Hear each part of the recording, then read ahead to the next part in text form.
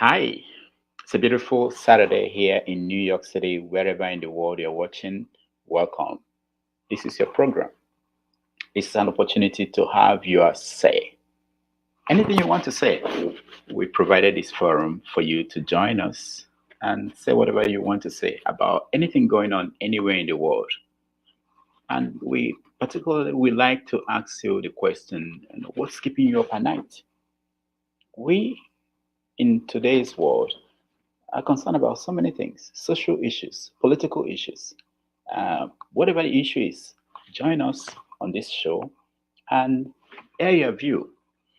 We don't discriminate, we don't care what you say. We believe that we keep the conversation going, and hopefully that will make the world better. I have a guest who is going to join me, Dr. Perry Brimah. He ran for president in Nigeria in 2019. Um, I'm waiting for him to join, and we are going to have a conversation. But while we wait, you can join me. I'm going to share where you can click on the link and come in, and we have a conversation. Of course, we know that there are several stories everywhere. In Nigeria, we have the president coming back from London, where he went for another medical treatment. We want to know, is it the last one before he leaves office, or are we going to see more of this? We have issues in the political parties and so many others. But I don't want to bore you. This is not my show. This is yours. I'm just here to facilitate. I'm here to help you to air your views. But while we wait for you guys to join, I have my special guest, Dr. Perry Brimah, joining us from an undisclosed location somewhere in America. Perry Brimah, come on into the studio. Uh, Hey, uh, hello. how are you doing? Hello, Nigeria. Hello, Dr. Damages. Hello, world. Yeah, all over the world, people are watching you, From and I'm happy to join you from this undisclosed yeah, location. location somewhere. Now, for those who do not know you, and I'm surprised by anybody who will not know you. You ran for president in Nigeria, 2019, is it? Yes, correct. That's Yeah, correct. and you were almost killed. Can you tell people who you are? What do you do? How? Let them know. Let them know. ah, I believe everybody everybody has a duty, a duty to contribute to the battle, for liberty, for justice, for freedom of whoever you consider your people, and for all oppressed people in the world. So that's one of my core beliefs. So if you look at my Twitter page, you'll see I consider myself a human rights advocate. Before I used to say activist, but Mm. I don't consider myself an activist. I consider myself an advocate because I go around advocating human rights. So quiet. So in my own part in Nigeria, I contributed my quota to try, as many have been doing, as many are doing, and as many continue to do, to try to change the horrific story that Nigeria is or has been. And there are different levels of participation. I believe everybody should participate. So the name of my NGO, which the leader of an I don't know what to call it, a director of an NGO. The name of our NGO is Every Nigerian Do Something. And that's at the core of what basically it started sometime in 2013, because I'm not one of the older advocates or activists out there. I'm younger. I did my piece. But it started sometime around 2012, 2013, when the bombings had started, when Boko Haram bombings had started incessantly. And there was this Kaduna bombing that happened. And when that bombing happened at a bus stop, it was a political bombing. It was a time when there was something going on between Tinubu and Buhari and something. And it was this question about, approving, Obasanjo approving APC party. It's so funny because as the story goes on, I now was part of the people that was hoping for an APC victory. But the bombing that started my NGO Was a bombing when Obasanjo had said APC will not be registered, and some other APC names came and submitted their identity to INEC.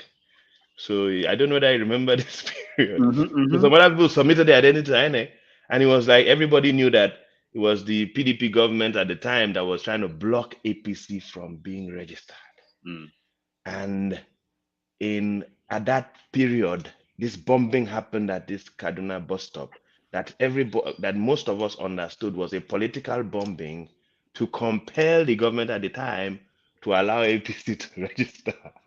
Now you said something Oh my important. You said goodness. something It's important so that funny the way you Nigeria were works. you were one of those that maybe supported or were open to Buhari being Mm. president. Now that he's been there for more than 6 years, or 7 years, it's getting to 7 years now. What is your assessment? My assessment on Buhari changed within the first 3 months, actually. So we had thought that it was we're part of the anything but Jonathan, and then Jonathan must go back to Toke. We were part of that movement. We actually, some of us, in spite of people warning us and reminding us about certain things Buhari had done, particularly his retroactive sentencing of the cocaine peddlers or something, they told us this, they had mentioned it to me at the time that it's unforgivable, and unless he totally repents such an act, that this man is brutal. But we stayed blind, and these are some of the lessons we learn in life. And now I've learned a lesson never to participate in anything where, I don't have 100%, where I have any doubt, because, once you participate in something that you have doubt, then you blame yourself when the calamity happens. But we had those. There were about two things that should have given us some flags on Buhari at the time. One was that his retroactive sentencing of those people. He sentenced them to death, and he had created a law after they had done the crime. So that was while he was a military soldier. Then the second one was where he said, anybody that stands in your way of the polling booth, halakasu. So I remember at the time I'd asked my friend, one of the members of my NGO, said, what does this halakastu mean? Because my house is a little rusty. And I'm like, what does halakastu mean? And they said, kill them, pretty much, destroy them. And, we had that video of Buhari at the polling booth, but a lot of things were thinking is political games. But we had that video where he was telling his people when he lost that, defend your votes, and if anybody blocks you, kill them. So with these two things, I should not have, I should have used those to say, no, I cannot support this man. But we did. Some of us did. But then they actually invited me for his inauguration. I was one of maybe 500 people that were actually invited. The rest were distributed politically, but actually invited. I was Did actually you invited. go? I went for the inauguration. Hmm. So, but while I was there, I spent about a month and a half in Nigeria. So while I was there, I said the first problem we had was the military generals then, Ihejirika and the rest, who had, totally were just chopping the money and led a futile war against Boko Haram. So while we were there in Abuja, right then and there, we're going to this Bring Back Our Girls meetings. And I said, why has Buhari not fired these people? Like, we are waiting. These people, and within the first, what do you call it? Within the first 2 weeks of Buhari in office, he changed the whole security at Aso Rock. So within the first weeks, he changed the whole security at Aso Rock. And I'm like, but the Hejirika and these people, they are the ones in charge of Nigerian security, Boko Haram. This was the reason why we brought you in. Why have you not reshuffled and restructured the security of the country? So that was the first time I started. I raised my voice at a Bring Back Our Girls meeting, and I said, Buhari is messing up, and this is not acceptable. And I can remember that day, people were stunned. The people there were like, because all those people kind of supported Buhari, so they're like, what's going on with Dr. Perry? And I just started blasting that Buhari is failing. Why is he not firing those security chiefs? This was the main problem. And that was when I wrote my first article within his first 2 months in office. And I remember the first article I wrote against him was, Buhari quickly fires his own Aso Rock security people, but is dragging his feet to fire the security people of the nation. So he takes his own personal security more important than the security of the rest of us. And I remember when I said that thing at Bring Back Our Girls, that was one of the first times I respected Aisha Yesufu seriously, because whereas other people started looking at me with some kind of hostility, I just looked at her and she looked up. Like she just looked up like this. She thought about it and immediately she grabbed the microphone.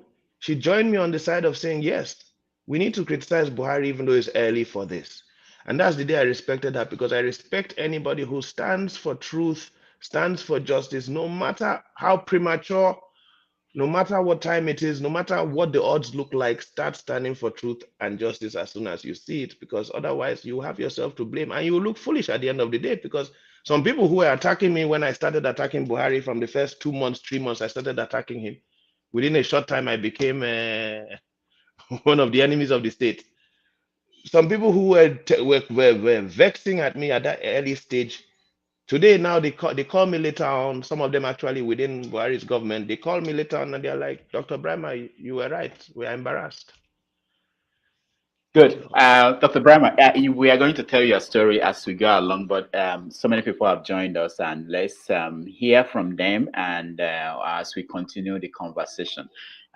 So if you want to join, please turn on your camera so that we see you. We want to see your video, and when you would call, you tell us in a way where you are joining us from, and your comments. It could be on anything. It could be on what we are conversations we're having with Brimah, or anything else you want to say. So let me first go to bring in Alhaji Zana. Hey, I know you. How are you? How are you doing? I'm fine. Good evening, doctor. Good evening. How are you doing? Good to see you. Good I'm to see fine. you. I'm Where fine. where are I'm you? fine. I'm speaking live from Chennai, India. India. Okay, okay. What are you doing in Uh, India? I'm studying, I'm doctor. studying. Okay, very good, very good. So what do you think about what has happened in Nigeria in the last 7 years? Are you happy with how things turned out? And what is your take? Buhari just came back from his uh, his trip abroad for medical treatment. What's your take? Sir Buhari, he messed up. And first of all, he messed up. And secondly, he wasted our time and energy. He didn't do anything for Nigerians. He failed Nigerians in economic and any sector. He failed Nigerians. Okay. Well, we'll come back to you, Captain. I will come back to you. Let me go to Namdi because I want to get a lot of people involved in the conversation. Namdi, welcome to the show. Where are you, and what is your comment? I'm in Lagos. I'm in Lagos, Nigeria. Okay, nice to see Yes. you. Thank So, you. what is the situation with petrol and with light? And it looks like all the systems in the country they are collapsing at the same time. What is your take? Oh, well, it's actually a very sad comment for the country. I'm talking from the position of the fact that I had worked in the oil industry Okay. uh, before I got retired and I relocated to Lagos. I used to live in Port Harcourt. Okay. Yes, so bottom line that most of the challenges that we have in the country are very basic, simple challenges. But just that the ineptitude of the leadership is one of the challenges that we have as a nation. I'll give you a typical example. So you have a refinery. The Americans will tell you that a refinery is not rocket science. There is nothing in running a refinery if you have competent people run a refinery. So how can you have a refinery? You are not able to refine products locally, and you are still paying from the MD to the cleaner in that organization monthly salary. You are still sending them into training. So what the hell are we talking about? Mm. So you just see that people, because I remember when Obasanjo was to leave government, they tried to sell those refineries because they knew that the people running it were not very competent. Incompetency through the fact of the way we recruit people to run organizations in Nigeria. Okay, so they sold it. They sold it to Dangote and Forte Oil. Yaradua came in and reversed it. And that since Yaradua time till today, those refineries have not been able to run. Right? So how do you now expect? Because if you remember in the 70s up to the 80s, when those refineries came into in operation, it was during the army regime of Obasanjo in the military era. What they did was that they ran pipelines to the different geopolitical zones. So you had depots in Enugu, you had depots in Makodi, you had depots in Gombe. All they needed to do, and there was no bunkering then. Nigeria was still a sane environment somehow. Even if you had bunkering, it was maybe 5% or less than 5%. And it wasn't on the pipeline sending refined products to the depots, right? Yeah. So you stopped running the refineries. You are not sending products, refined products, to the depots in Enugu and Makodi and Gombe and the rest of it. There's one in Mosime. So what that translates to is that you are putting on the roads trucks onto the roads that were not designed to carry those level of load, Mm. right? And it continues to happen. It continues to happen.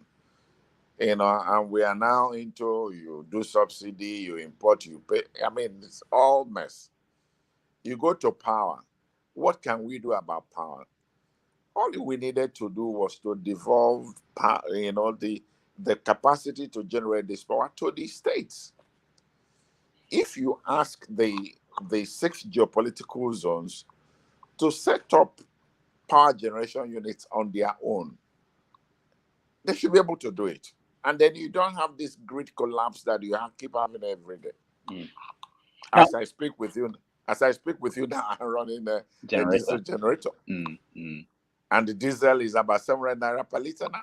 How many people can afford that? Let me ask you, because we tend to see that most people can point at the problems like you are pointing out now, and being that you were in the oil industry, what is the reason? Why do you think that the political elites or the people who run the country, that they don't see what you are seeing, or that probably that they, why is it that they cannot implement things that will reverse this situation?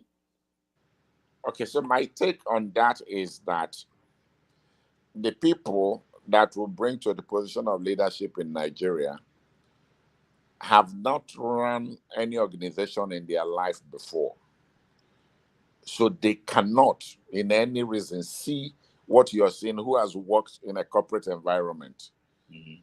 Because there is nothing you can do without a basic plan. There's nothing you are going to do in this world without a basic plan. Mm. There is nothing we want to do that has not been done, tested elsewhere, Mm. and they have worked. So all we need to do in this country is to sit down for the country. You cannot plan every year. It's not possible. Mm. During Obasanjo time in the mid-70s, they were doing a 5-year rolling plan.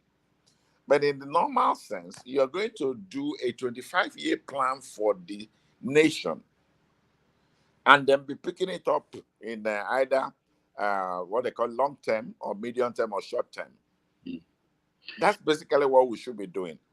So you have a 25-year plan that these are the things I'm going to do for this establishment in 25 years. Mm. So in the first 5 years, what are they, what are they, and what are my requirements to execute them? Mm. All So right, that's all right. basically what's. Okay, thank you, Namdi. Stand by, please. We appreciate your insight. I like to talk to people who have real experience, who actually have worked on some of these things we are talking about. But stand by, please. Let's get other views in, and then I'll come back to you. Okay. All right. There are a lot of Yeah. people who are joining. I want to come to you, Brimah, before we go to Ostino. Brimah, like what Namdi was talking about. Buhari just came back from medical treatment abroad, and you are a doctor. And why is it that after so many years of being president, he has not been able to deal with this simple issue of getting his treatments right there in Nigeria?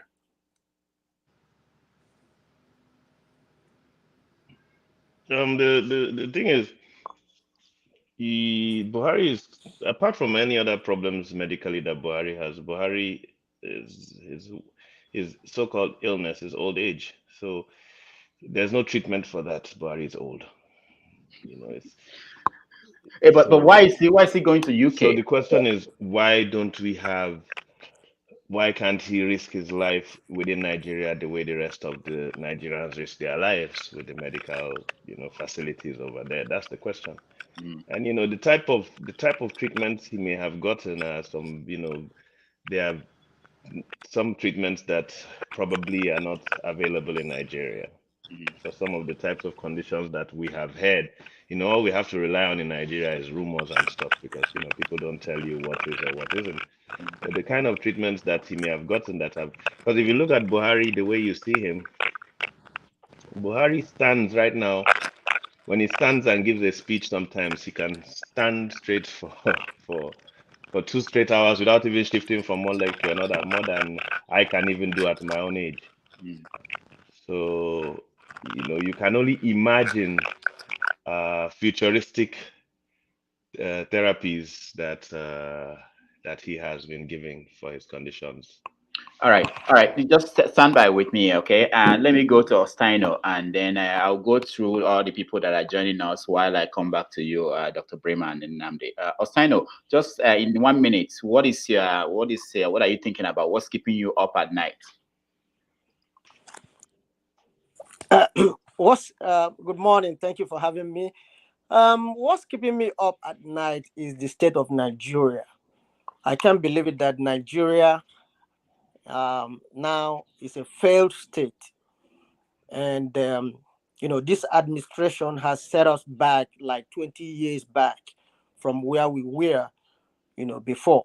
Mm, At the onset, I had a problem with the issue of going to bring Buhari back from retirement. I mean, this guy was the president when I was a kid, and within this period of 30 years, um, he has not given any speech in any university. He has not written any book. He has not done anything within in the public. So what's the essence of going to bring him back from retirement? So I had issue with that. And I told people, look, this thing that you guys, I don't know the reason why you guys are supporting this guy. Because we have young, vibrant, youth that can take up the mantle of leadership in this country and, move us forward. There was no need whatsoever to go. But I mean, according to Bush, he said you cannot do and undo, you know. That is in the past right now. The mm, question we begin to address right now is how do we move forward from here? As a matter of fact, these days, what are the pictures I'm getting from Nigeria, you know, pictures of, gare and granite that people are eating. That's what they keep on sending to me, mm. So the country has gone, beyond, repair. I don't know if it's possible for us to come out of this situation unless something drastic, we have to do something drastic to bring Uh, us out of this, uh, All right, thank you, Osano. I have to let you go so that we have our studio is full. We have to get in more people. Okay, thank you so much for your contribution. Let me come to who am I going to? John Abba. John Abba, welcome to the show. Thank you. Can you tell us where you are and your own contribution? What's keeping you up at night? In 1 minute, so that we can get a lot of people to contribute. Let them go ahead for now. I just joined the line and I just walk inside. Okay, all right. Thank you, Janaba. Before we go to the next person, Namdi, let me come back to you. We're preparing for an election now, and as someone who has observed Nigeria for quite some time, what is your take in terms of the candidates who are running? Where do you think the Nigerian people should look towards with in terms of not making the mistake that was made in 2015?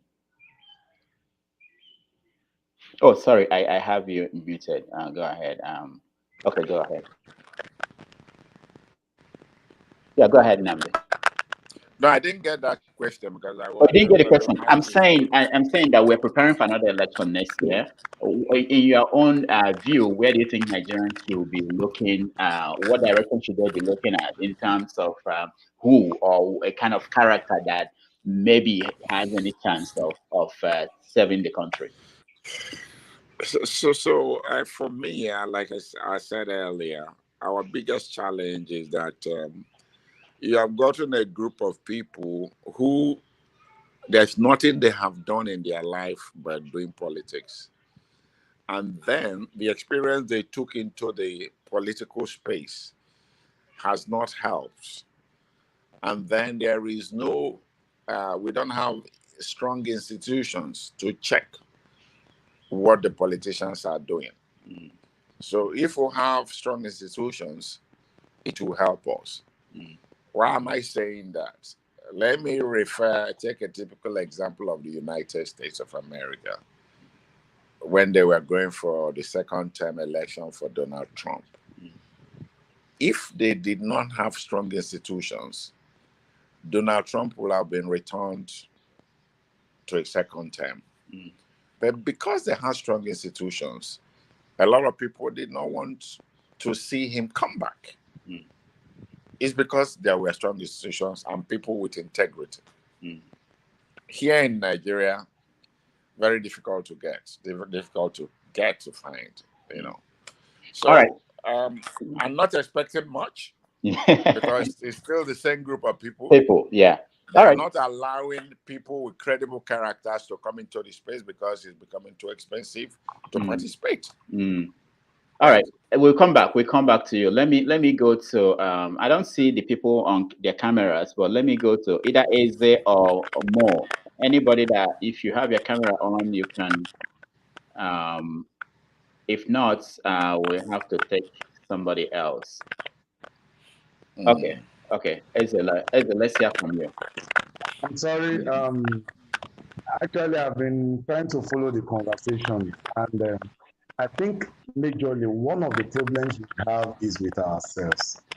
You know, somebody talked about how expensive it is to be in the political terrain. You can see me, I don't have my shirt on because the heat is killing here. The fan I just switched off my generator a few minutes ago so that I can hear you. Mm-hmm. And that's why I can communicate. Otherwise, the noise of the generator will not allow me to hear. So what I'm saying in effect is that when some people say it is expensive to join the political train, then I ask myself, what about other political parties that have made it very simple and cheap for people to join them? Mm. Parties like the National Conscience Party, like the AAC, I mean, you can just pick up your form, you can just participate. But it's as if we are not yet full with the problems we have in our hands. We want to run to a PDP. A wiki will dictate the pace for us. If it is not a wiki, then it's becoming an Oshibajo, dictating the pace, or even a Tinubu. Can't we just think beyond these elements? Before now, who knew these people? But the problem I have with our Nigerian brothers and sisters is that they just want to get themselves stuck to those elements, those people that are causing the problem they are facing. So, and if you continue to do that, it's just like going around the circle. You cannot continue to do the same thing and expect a different, result. So I think we have to think outside the box, to get it right. Yeah, Eze, let me just challenge you a little bit. So you're in Nigeria, you meet people and you talk to them, and what do they tell you is the reason why they can't look beyond or think beyond those people that you're talking about? Rudolph, I can tell you for a fact, it is almost impossible for you to be able to place what the reason might be. But the bottom line is that you could see that people have suffered beyond the poverty line, so they cannot think rightly.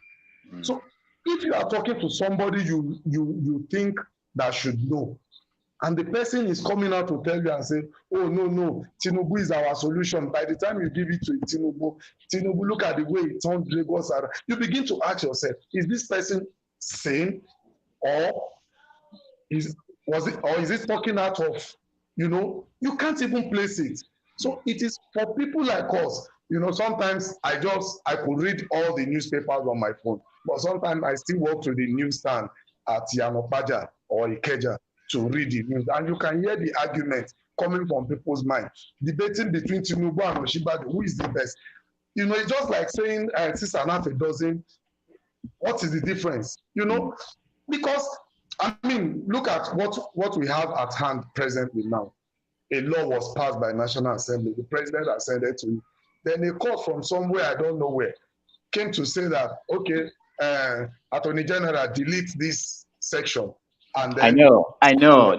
That's a shock. People are just saying, people are coming to debate it in one way or the other, saying, okay, he has the right. And they moved it immediately to do. I just, it's unbelievable. But we have cases of people that have been given court judgments. Of course. And for instance, before he left Nigeria in the first place, he was asked to be released several times. The government didn't head to it.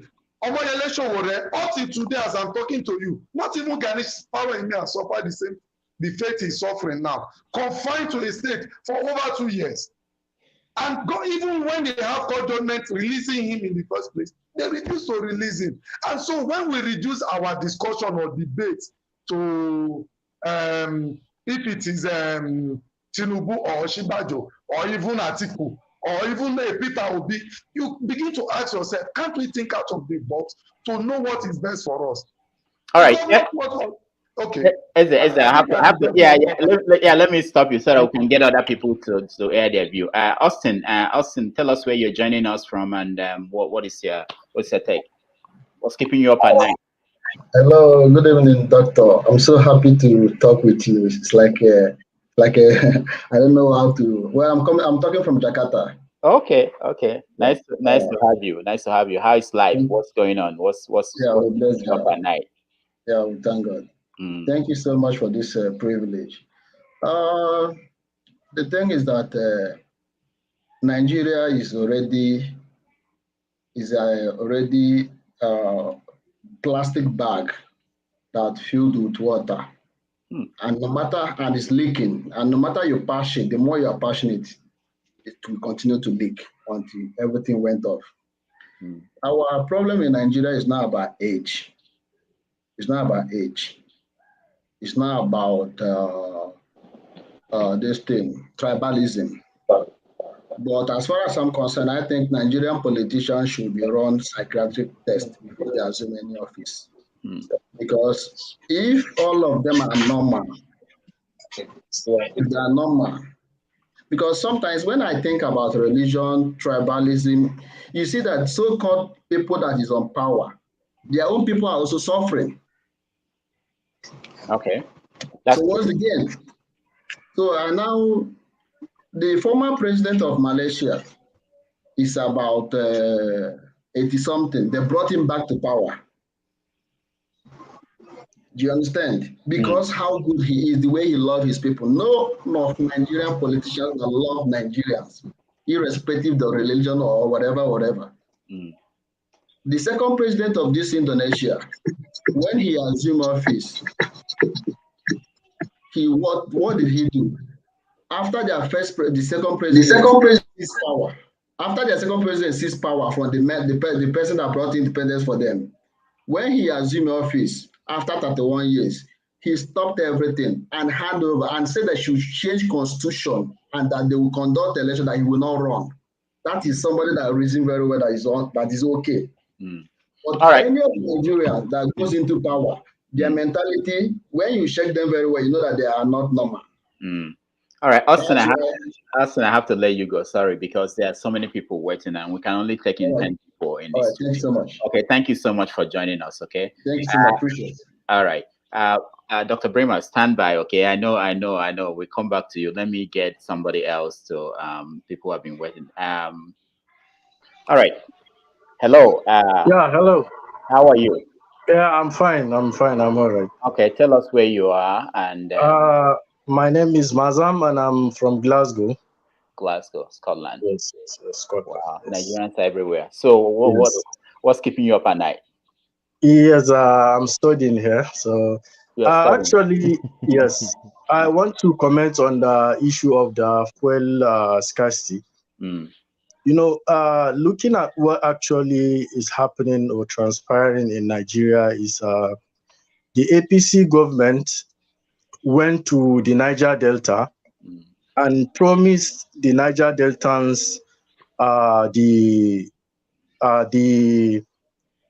the issue of illegal refineries. They promised them the looking at the bunkering. So they promised them that there's going to be modular refineries, and these illegal refineries are contributing immensely to the supply of products in Nigeria. Because looking at it, if you look at it, people that are selling the product, people who get the product from that's the government legally, they are not really actually making money from it. So the only way they can make profit is to to either switch or adjust their pump. That's by cheating on the masses, or to mix it with illegal product. So now in recent times, you can see what happened in Rivers State, that the state government have made sure that there's no any illegal refinery that is operating at the moment. So after disbanding that one, the impact of that, because the people who are selling, the marketers who are selling this product, mixing it with illegal product, are not getting it. So the supply is actually not coming. And if you look at it, government officials know about this thing very well. So I wonder why the government cannot empower the owners of these illegal refineries to be able to produce, since they know the local technology. If they can be empowered, I believe that this issue of subsidy or buying crude oil, importing refined product from other countries will not come in place, and we'll get it at a cheap price. All right. All right, thank you so much. Let me make an announcement, because a lot of people are in the studio and they don't want to contribute. So you can watch on Facebook, you can watch on Twitter, you can watch on YouTube. But let's leave the studio. It can only take 10 people. Let's leave the studio for people who want to come on live and contribute.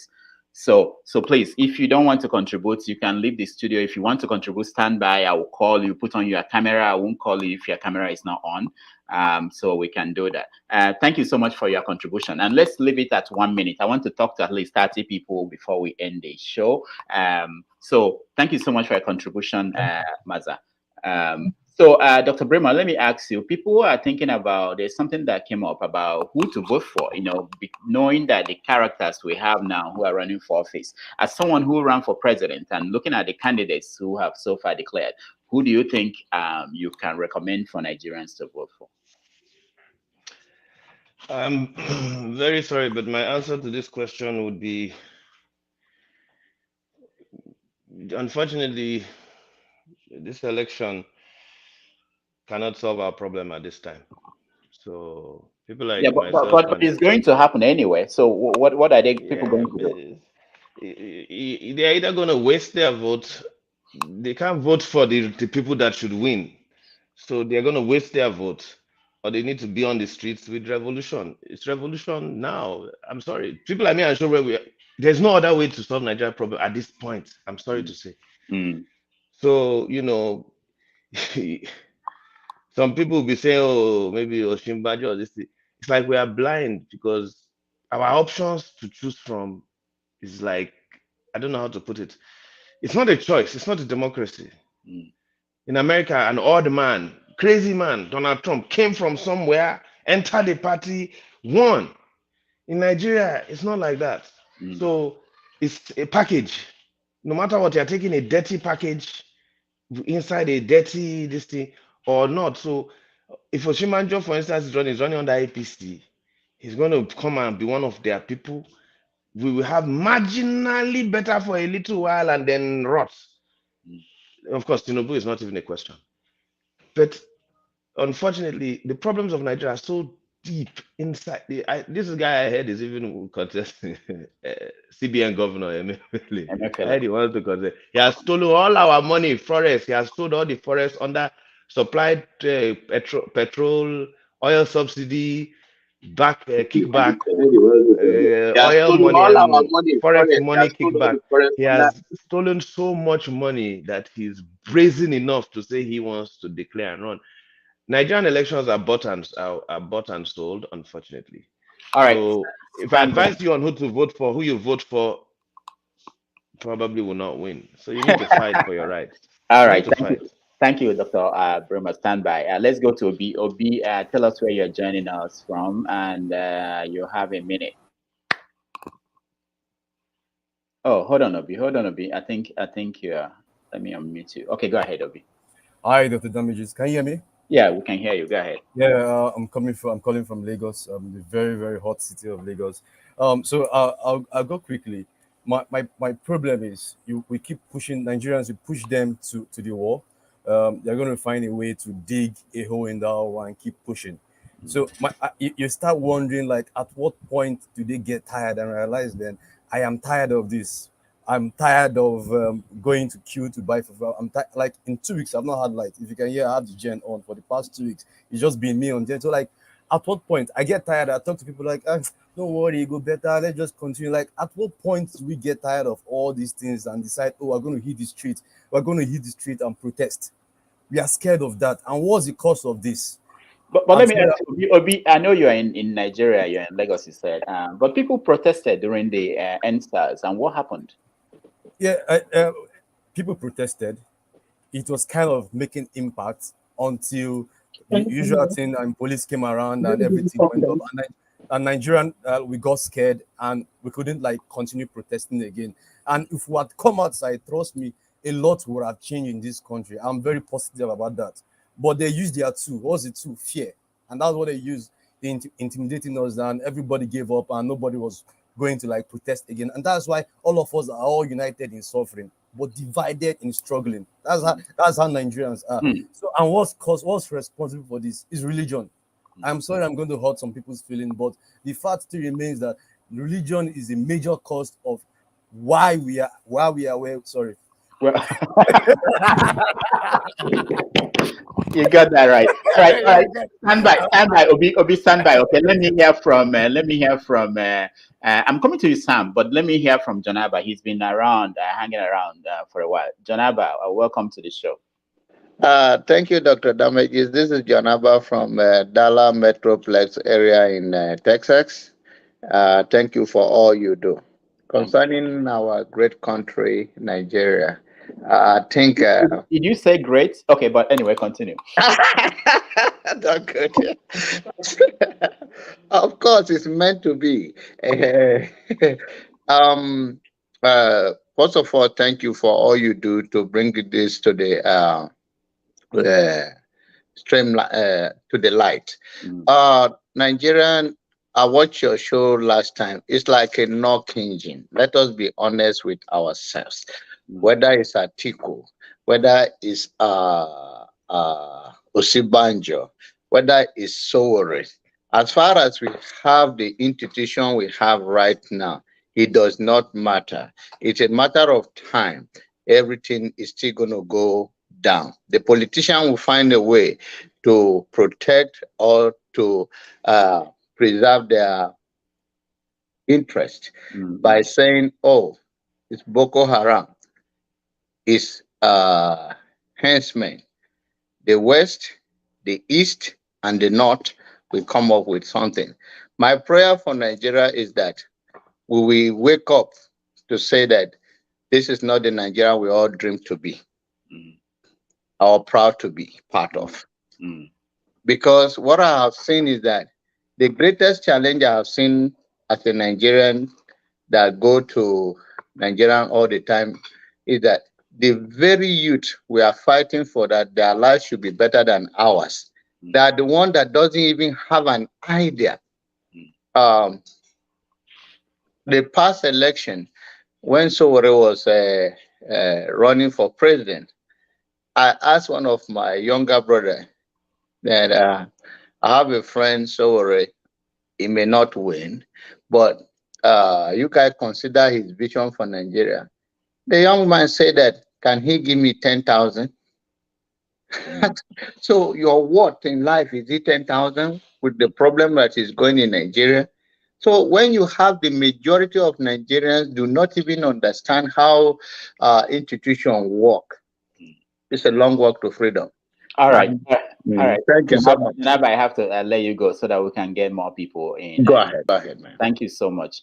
Sam, I'm coming to you. How are you? Where are you joining us from, and what's your take? Thank you for having me. I'm calling from Lagos, Shumolu. Okay. Do you have lights in Lagos? No, I've been buying 2005 for like 2 weeks now. Wow. Every day. Now let me ask you. I really want to talk to real people who experience this, unlike some of us outside the country. When you get your NEPA, I know it's not called NEPA now, whatever it's called, the bill for electric. How much is the typical bill you get every month? I think about 165,000. 165,000. Yes, for a month. For how much of light? I mean, if you can. For nothing. For nothing. They'll just send you bill for nothing. So do you don't have use anything? Wow. Do you have an idea of how much you spend buying diesel and generator, running your generator in a month? You can't actually. If you calculate it, you go crazy. Well, roughly, let's say probably if I manage, probably 45,000 to 50,000 naira every month. A month, yes. So what you are getting as electric bill is more than what you are spending a month in using generator. Okay. Of course. Okay. All right. Yes. So if they provide power, let's say I'm assuming, let's say they provide you power 24 hours. So let's start with 12 hours every day. How much are you willing to pay? How much if they can be charging us, 500 naira, for every 12 hours, probably 1,000 naira per day, people will pay. As long as it is constant. That is just it. Because I'm running business, I won't lie to you. And I don't want my business to run. I have to buy the fuel every day. Okay, hold on. So if you can tell me to be paying 1,000 naira every day, and now you'll be giving me 24 hours light, I'll do that. Okay, hold on. Let me go to Obi. I want to really hear from him too. Obi, what is the same question? How much are you spending every month? Yeah, fortunately for me, I use a prepaid, so I spend 20,000 in 2 months. So okay, yeah. So if they provide more lights, are you willing to pay more? Definitely. Okay. So the problem is not that people are not willing to pay; it's just that there's no they're not providing the light. Yeah, like Sam said, that's like a major issue with, like, in Nigeria, estimated billing. You just come at the end of the month, give people some crazy bills because you're trying to meet some sort of target and the rest, and that's crazy. One, I feel everybody should have their own prepaid. That way they can get to determine what they want to use and how much the watt of electricity they want to use. So people are willing to pay for electricity. Just provide the electricity. That's just it. But don't just bring estimated bills for people. Okay, Sam, let me come back to you. So this election, what are you hearing from people you talk to? What are people thinking? Who is the savior? See, let me tell you one truth, and I'll tell you now. You know Hope? Oga Rufus, you know Hope? I know Hope, yeah. You know Hope. Hope has been shot in the head. So Hope is dead. So I don't know what you want me to say. Nothing. See, if you ask people out there, they will just tell you nothing. See, don't let me lie to you about the election. I'm confused. And I don't know what to do. Because if you say, let us follow Showore, let us do this, let us do that, it won't work. Why? These people will still win. Okay. It won't.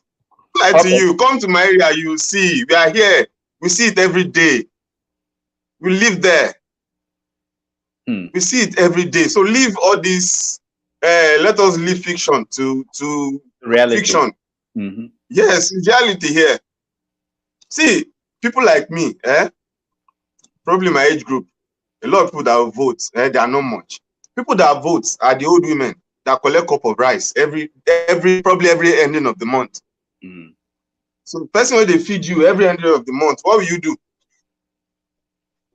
So the people that we should be careful about are the who like call it the old ones. Yeah. They're the one that actually vote more. Okay. All right. Thank you. Thank you so much. Thank you so much, Sam, for that contribution. And stand by. Let me get some other people involved in this conversation. Let me see who is standing by here.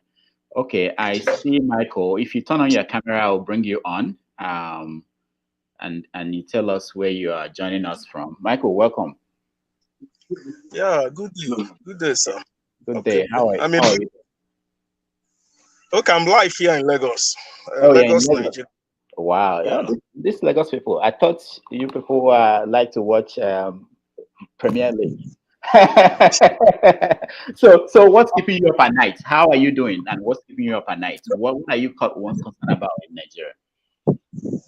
Actually, I thought I was joining the program, just that I came to shop with my family, so I'm just waiting for my wife to get some things. So I now had a topic we were discussing.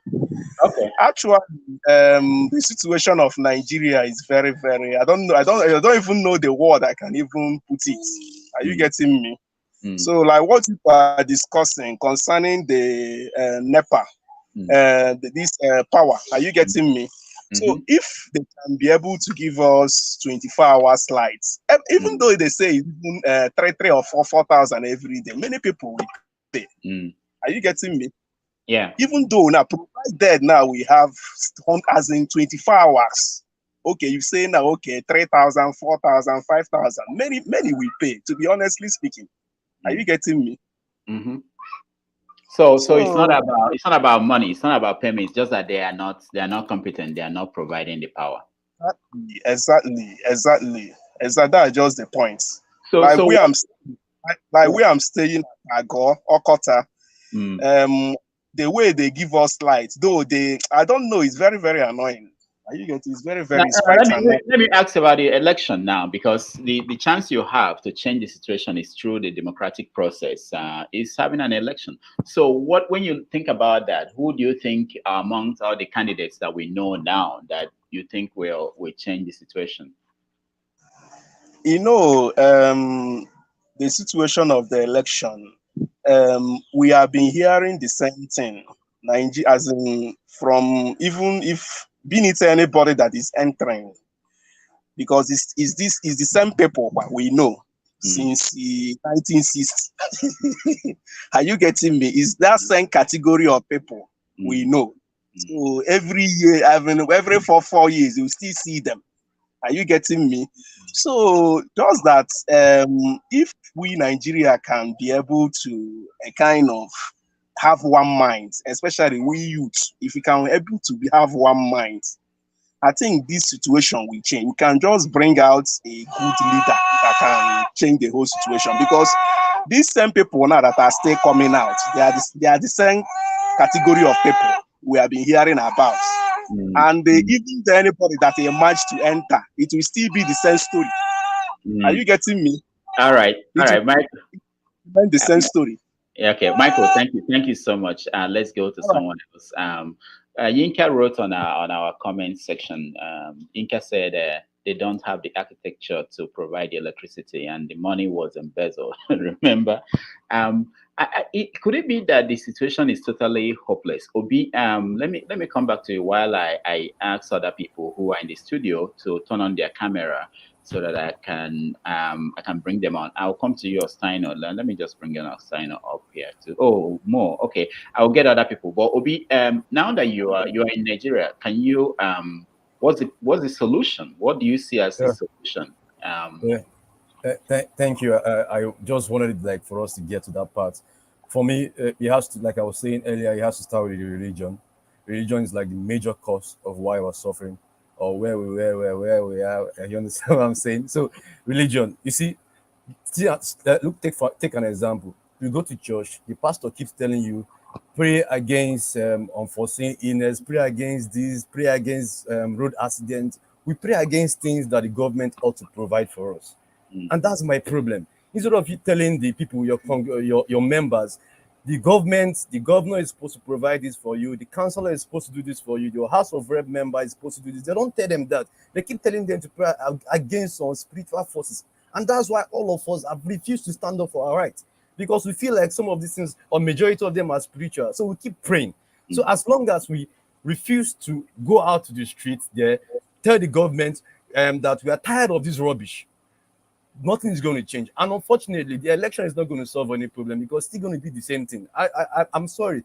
I voted for Showera in 2019. I will still vote for him in 2023. But it's not going to change anything yet because majority of us have we're having that Stockholm syndrome helped by bad leadership, and also our religious leaders. They are feeding fat on us.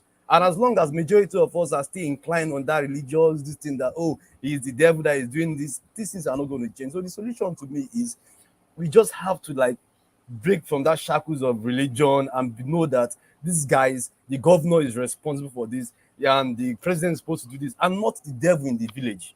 That's what I feel. All right. Thank you so much, Obi. Thank you for joining us today. I appreciate it.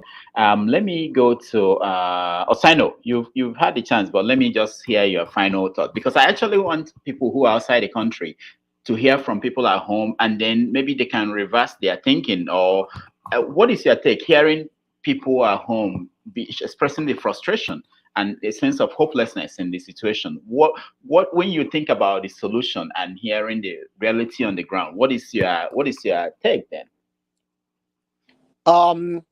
Nigerian kids, I don't think there is gonna be anything that will really help us out of this situation that we are right now.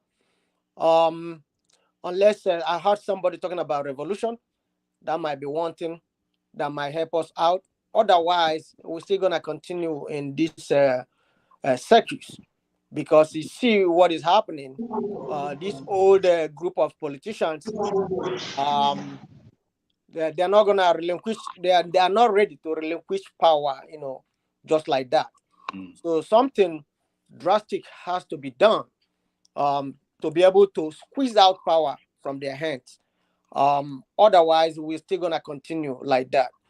I want the campaign to start. I want them to have a kind of presidential debate. Let them begin to tell us exactly what they can do for us. I will not be able to say, okay, vote for this person right now until they start a presidential debate. Let's hear from them. What is their agenda for the country? All right. Osaino, thank you so much. Let's get other people to contribute. Alex, I'm coming to you. How are you? Tell us where you are joining us from. I'm good, sir. I'm joining from Sydney, Australia. Okay, wow, that's amazing. So what are you doing there? So I'm working Of course. I'm working on computer engineering. Oh, computer engineer. Okay. So so what's your take on the situation of the country, Nigeria? So my brother, when you begin to discuss, issue of either it will be there, you can't finish it, even if you have, give it 1 week to discuss it online like this. Exactly. But one truth you have to tell ourselves is that it is, let's tell ourselves, be realistic. No amount of, because I heard you say that the only way to change the situation is through political means, or, but even if you tell yourself truth, that the only solution is revolution. But, because come to think of it, that about 80% of people in Nigeria are illiterate. And poverty, they have the leader. Let me tell you one thing I have to know. That these people, they have used the poverty to weaponize the masses. You understand me? Look, just take example of America. What happened in America last election? Can that happen in Nigeria? It's impossible, because the masses are hungry. There is hunger in the land. There is poverty. There is staggering rate. Look, let me tell you that 98% of voters are staggering rate. People who don't experience anything good life. People who have never traveled to anywhere. You understand me? And when you give them peanuts, they will praise you. When you come and give them promise, they will praise you because they don't know anything. They believe that you are doing them a favor by providing a basic amenities to them. You get it? All right, Alex. So it's only a revolution that will. Let me get just a second. A revolution that will collapse the government and start a new structure by dividing power for each region. That's the only way that you can get it right. Without that, we're just entertaining ourselves. We're just entertainment. All right. Thank you so much. Thank you so much, Alex. Ola, welcome to the program. Where are you joining us? Thanks for having me. Yes, based on what you are discussing, I believe the only solution to the problem of Nigeria is because Nigeria is run on impunity. In fact, the system that we run presently is run on impunity. That's why you hardly see any changes. I wouldn't agree with the last caller that said a lot of people are ignorant. Yes, but they might be ignorant, but I believe the political elites have been able to do one thing successfully. They've been able to weaponize poverty, and they've been able to weaponize ignorance. So weaponizing poverty, I wouldn't say the electorate also are totally complicit of that problem, because I mean, someone that has not even eaten or does not even eaten anything, and you come to him and say, okay, come and vote for us, we give you 5,000. What will you expect such person to do? He will collect the money, and he will go and do what you ask him to do. Someone that has not, someone that didn't really know, the right from the left, they didn't understand what is going on in this environment. It's going to be difficult for such a person to, to take a concrete action in saying that, okay, it is high time we change the system. You understand? So I believe the system they've been able to weaponize poverty and weaponize ignorance to the extent that exactly people are boxed to a corner that they don't have a choice. Seriously, they don't have a choice. So I believe the only solution to this system is only when we can have a system that actually works for a common man, for a common citizen, for a common people, because you are not citizen in this country. You are just member. So it's going to be difficult. So I believe the only person that is talking about change in Nigeria currently, I believe, is Shure, and probably maybe Mogalu is also talking about issue. Most of the rest of the candidates are just saying rhetorics. They are basically most of the things that I've been hearing from when I was born. They are the one that basically that's what they have been talking about. Or most of the things that they say is rhetorics. No concrete action, no concrete a plan on how to get Nigeria out of the disaster we are in presently. Ola, thank you so much. Stand by, okay? Let me do something. Let me correct an impression that I think we were putting up here, which is that most Nigerian electorates. I know that people take money to vote for particular candidates, but in the last election in Anambra State, we saw a woman who refused to take 5,000 naira to vote for the wrong candidate. So it's not everybody. I know that we tend to put out figures, like 90%, 30%, but we really don't know exactly. But I agree that these things are happening. Let me go to Sam, just because I don't see anybody that I've not given a chance to speak that is on camera. If you want to speak, I see a lot of people, but their cameras are not on. Let's see your camera on. I will call you. But let me come to Sam. I want to hear I'm sure I saw that they were having conversations there. So Sam, what are you people talking about? Yeah, I want you to share with us what's making you people laugh. Okay. How will I say? It's about Tinubu. You understand now? We're actually talking about Tinubu. You understand now? Someone that is not LD. You understand now? You are wee-weeing everywhere. You are not okay. Just go and sit down. Go and have a life. Go and have a vacation. Just go somewhere and have a good life. You have money. Go and enjoy your money. Go to one place in Ogun State or somewhere, buy land. Just build one mansion for yourself. Just enjoy your life. You don't need to bother everybody with your problem. That's just it, though. Okay. Let me ask you. I'll come to you, Kingsley. I know I brought you into the studio, but let me ask you. You know, when you talk to people on the streets or people who support him, what do they say? What is the reason why they support him, despite what they are saying? Actually, it's just party things. You understand? Everybody's loyal to their party, you know. And I was showing one boy the video of Tinubu where he was at the palace. You understand? We win. The boy was actually saying that it's a lie, that is a doctored video. See, that is just the level. That is just how people are now. People don't know anything.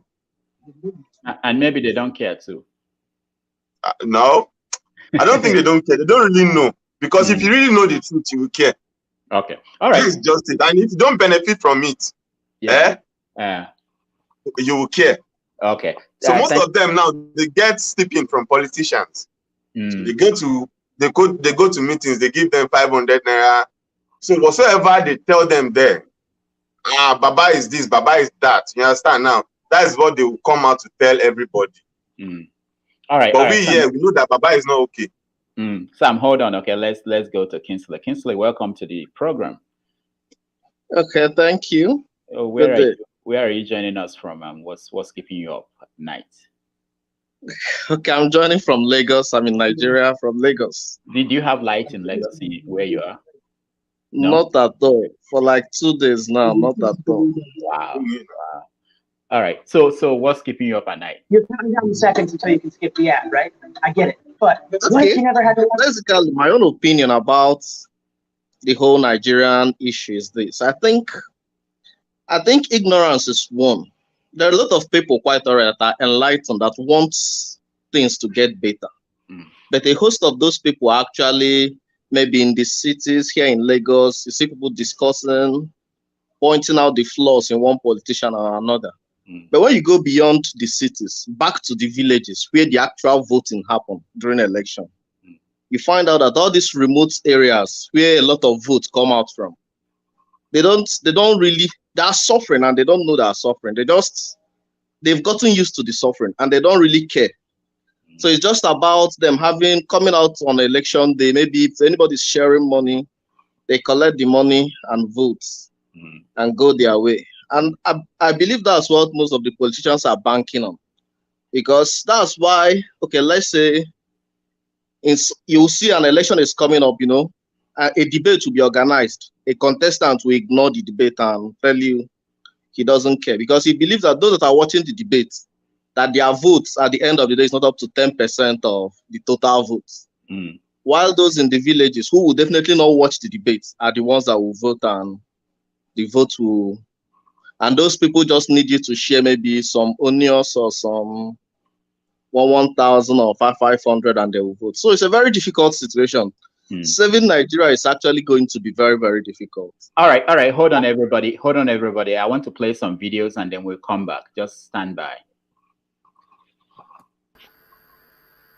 But I will try to be simple. Power generation is not rocket science. It's just generator. So just remember and imagine that your I better pass my neighbor in 1 million times its capacity, but in one place. So if you can make that size of 1 kilowatt, you can make a power turbine of 1,000 megawatts. That's that simple. Now, I know. One more video, and then we will have a conversation around some of these things.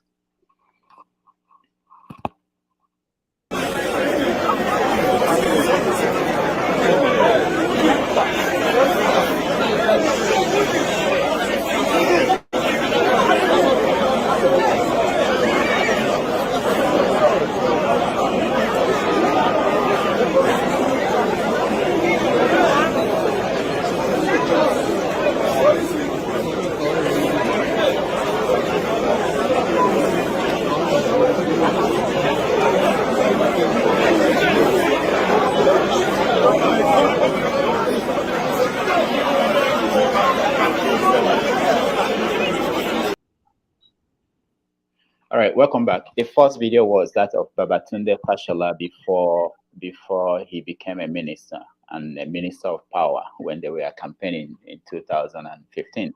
And of course, the second one was what happened in Anambra State on Thursday during the swearing in of the new governor, Charles Soludo. All right, let me start with you. Let me go back to.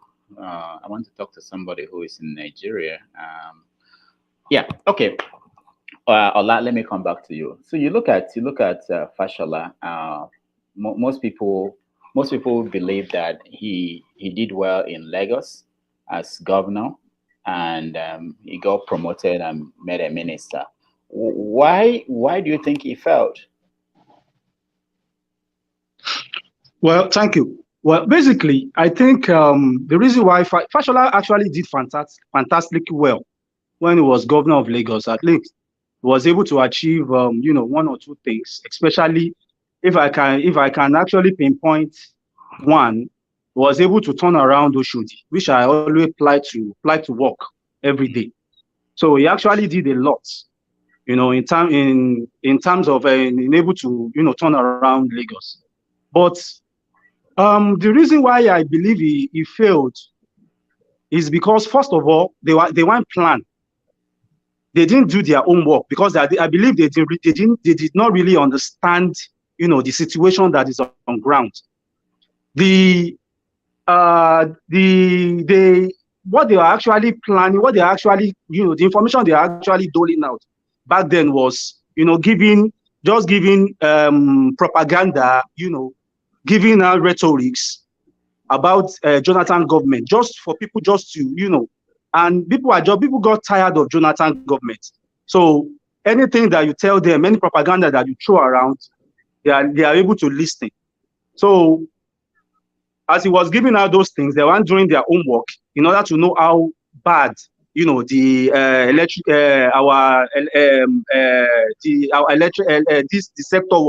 sector is.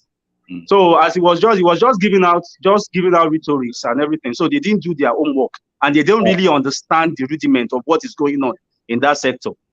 All right. So that's why I believe they failed. Thank you so much, Kingsley. If someone like Fashola went to Abuja and failed, despite the promises, despite what he said before the election, how do you decide on who to vote for, who to support amongst these people who are planning to take over in 2023? Yeah, actually, it's actually going to be very difficult to decide, because taking Fashola into consideration, one would wonder what actually is the reason why Fashola failed to deliver on at least the power part. Because personally, I feel there is no political will on their own part to do these things. Because as a minister close to the president, whatever, even if there are people sabotaging the system, it's within your means to stop these people. It's within your means to use, is it the DSS or whatever security apparatus available to stop them. But for some reason, they all make promises, and when they get there, they don't deliver. I just feel there is no political will on their own part, and to a large extent, I also feel they are just interested in squandering money, in sharing money. Because you find out that all we hear is huge contracts awarded, huge amounts named, but at the end of the day, there is nothing on the ground to show for it. All right, the money just disappears. Thank you so much. Let me come back to you, Alex. You are in, if I remember accurately, in Australia or New Zealand? Where? Australia. Sydney. Okay, yeah, good. So, as a Nigerian, you've lived there and you see how efficient the system is. What have you learned that you probably, if you have an opportunity to talk to all these leaders in Nigeria, what did you learn in Australia that you think will help the Nigerian situation? Oh, hold on, Alex. I think you're muted. All right, go ahead. Okay. What we should do first is regional government. The way they do it here, regional government. Perth, Melbourne, everybody generate their own electricity. Everyone make their own law. It's only central government that when it came to, international politics, that's only when they are involved. You get it now. If without devolving power, without regional government, nothing will work out. Even if they make you even Showore, I'm a staunch supporter of Showore. But if you make Showore president tomorrow, he will fail because the system will fight him. The system will never allow him to perform. The system will seize him. You understand it?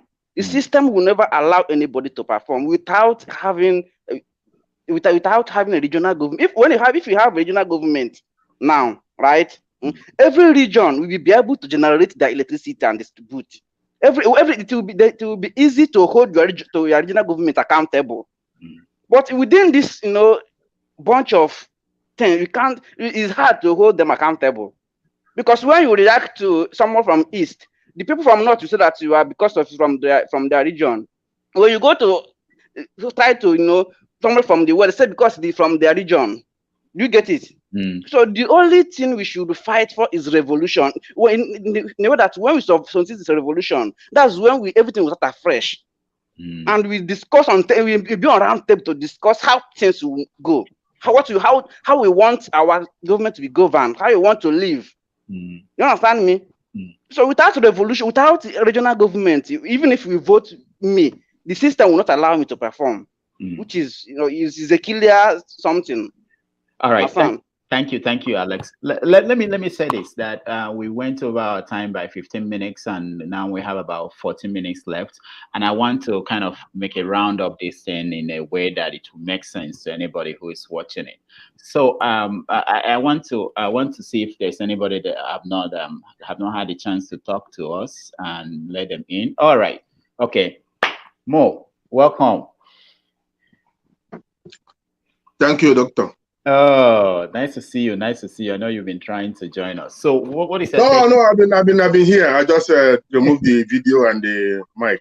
Oh, okay. What is your take on the conversations we're having? And especially, I want you to weigh in on the Anambra situation. What happened on Thursday in Anambra State? Listen, I think we had it coming. Okay, we just have to make it clear in Nigeria that first ladies are not part of the immunity package. Okay, the first lady of Anambra State, former first lady, had been totally out of control. Now, from what we know, it's very clear. We can blame Bianca all we want. I mean, some of my sisters do, which I think is more of never liking her before. But if you invade my space that way, blood will flow. Okay, you don't do that to people. You have to be more than the Pope. Look at a woman held the Pope's hand on December 31st, 2019. You know what she did? What he did? He hit back. Yes. He pushed the woman aside. The whole Pope. Because his space was invaded. He is human. Jesus Christ, a woman touched his robe in supplication, in prayer. And he turned around and said, "Who's touching me?" Okay? So Bianca is not a goddess. She might be pretty and all that. This woman wanted to disgrace her. She really wanted to disgrace her, board into a plane and come back to the USA. Okay? What she could have done was to pull out her wig, disgrace her there, and then I did it to her. Exactly. But guess what? Exactly. It bounced back. I wanted to say, if the reverse had happened, if that, what would people have said? What would have been the situation? What would people have said? So I don't support violence in any way. I try to avoid it. Even in high school, I didn't play football. I didn't play. I hate contacts. I've seen so much dead bodies in my young life that I never wanted anything violent at all. I don't own guns. I can own one in USA. I do not, because I hate violence. But the fact is, this woman had it coming. Have we forgotten that Mrs. Jonathan took her to Poland? What did she do? She called Senator Uche Ekwunife a prostitute to her face. That was when they told her about her husband being a drunk, and she said her husband doesn't drink alcohol, she drinks champagne. Have we forgotten? This woman is violent. She is vile. So we might condemn anything we want. lesson out of here is that people who are in power should try to respect themselves. The first time I had to write to my governor of Enugu State was when his appointee to the education board, the managing director of NSUBEB, they call it, beat up a permanent secretary in public. And I told him, we can't allow this to go on. So the thing is not the tittle-tattle of who beat who slap who, and all the joke that was meant for our comedy brothers, which is okay. But the main lesson to take out from here is that we have to, as a nation, begin to condemn and abhor violence in any situation. Even our policemen, our people are not too bad. You catch a Nigerian thief, the next moment he's singing. He doesn't need a lawyer. He will tell you whatever happened. We don't have to beat ourselves up. We don't have to. And this idea of shaming people, a woman, they said she killed her husband because she committed adultery, and they parade her naked, and they beat somebody. A woman steals a cell phone, they parade her naked. We have to begin to teach ourselves from this incident that violence does not solve any problem. We have to talk to each other. The more we talk to each other, the more we understand each other. And I hope it will help down the line. Thank you. Oh, by the way, thank you for this forum. I'm enjoying it. Something different from Zoom. I don't know how it works, but I'm going to learn. Okay, no problem. But before you go, let me, people are interpreting this incident in different ways. And one of them is you talked about the violence and the fact that we have this culture or society now where if you disagree with people, you use violence. But also there's another part of it, which is the idea that punishment. There is no consequence for actions. And I think most people who seem to be supporting Bianca are thinking that the first lady in Anambra, former first lady in Anambra State, did all these things over 8 years, and nobody said anything, nobody did anything, and people were covering it up. And then this was an opportunity to reveal. Just imagine if that didn't happen, if the whole incident didn't happen on Thursday. She will have maybe be running for Senate next election, which the husband was. Or for the mayor of Sugarland in Texas. Yes, exactly. But now all those ideas, I hope, are forgotten and thrown away. What do you think? Look, do you know, Rudolph? Do you know that this woman slapped the deputy governor of the state? Yeah, that has been said. Good. And had to force the man to come with the wife to beg her for forgiveness. But like I'm saying, this story is not about Ebere Obiano and the husband. I don't even know how men take this kind of crap. At some point, we have to begin to glorify divorce. If I'm working, it's not working. And then marriage should be like driver's license. 5 years, you go renew. So some people just make things difficult for each other. So like we're saying, we gave this woman a lot of pass because she was the first lady. So I ask my question, is the immunity clause also applicable to first ladies? It has to stop. Our culture does not encourage this level of violence that we notice, that we experience. Look at NSAS. What caused NSAS? The same story. And it's still going on in our communities. The same thing had transferred to unknown gunmen. Just this morning, I read that the house of Ohanes Ndibo PG was burnt down. For what? That's exactly. Why are we so violent-minded? For example, when Peter Obi wanted to begin to demolish the house of kidnapper or wherever kidnapping victims were found, I said it was wrong. You can't be doing this thing. You are telling people that it's okay to be violent. The 70s, you know how they killed armed robbers? They take them to their village, tie them up in a stake, and shot them. Then we move to Bar Beach. People don't do that. So it is going to be a wider discussion of saying, please, if you have a problem with your neighbor, settle it amicably. In US, we know how it works. You talk somebody, the police comes there, somebody dies. So you have to be very careful. I don't want us to get to that point. I want this to come from us. That anytime we see an act of violence, political thuggery, we will call out the person and say, hey, it doesn't work that way. Even if you have immunity, whatever it is, and we have to begin to sue people to court. I think in Lagos, it was done to a naval officer who beat up somebody. The person, they sued the lady sued the Navy guy to court and got some money. We should do more of that.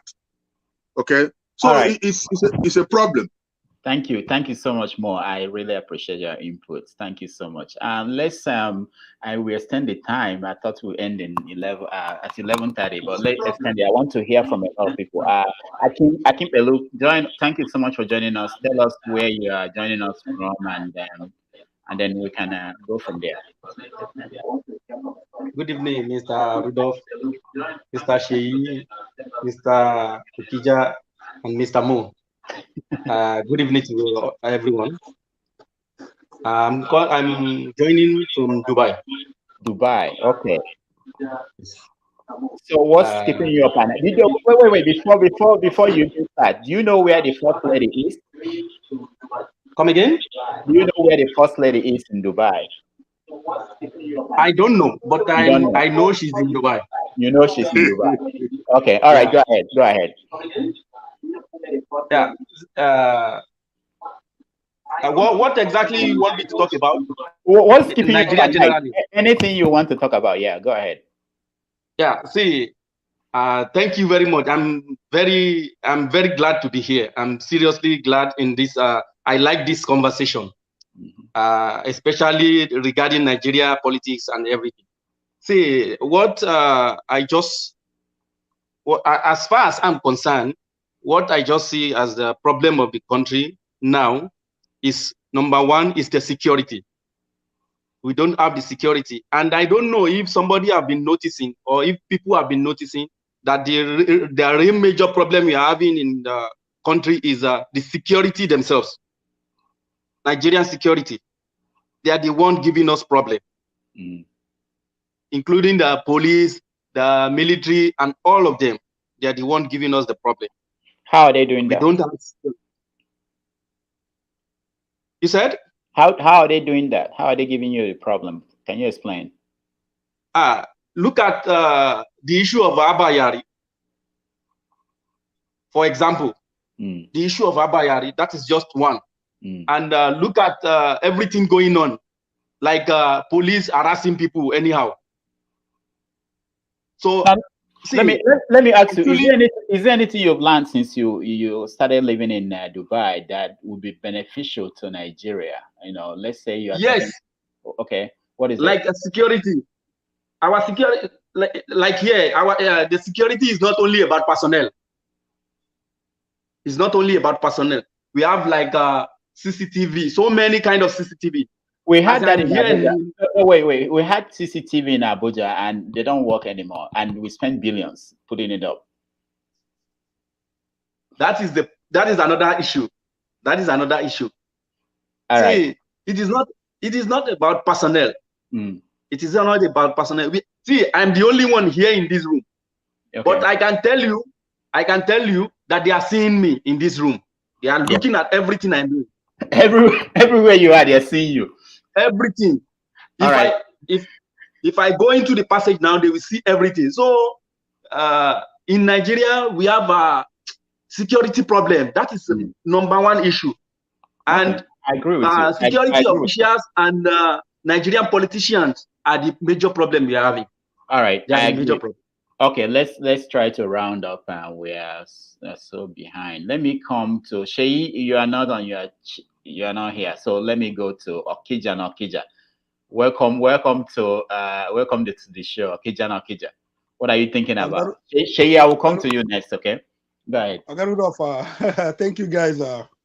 Nice being here. I think this is my first time. Oh no, okay, no, I've been in the studio before, but you've been in the studio, but now you're live. People are watching you live. in Abuja. Okay.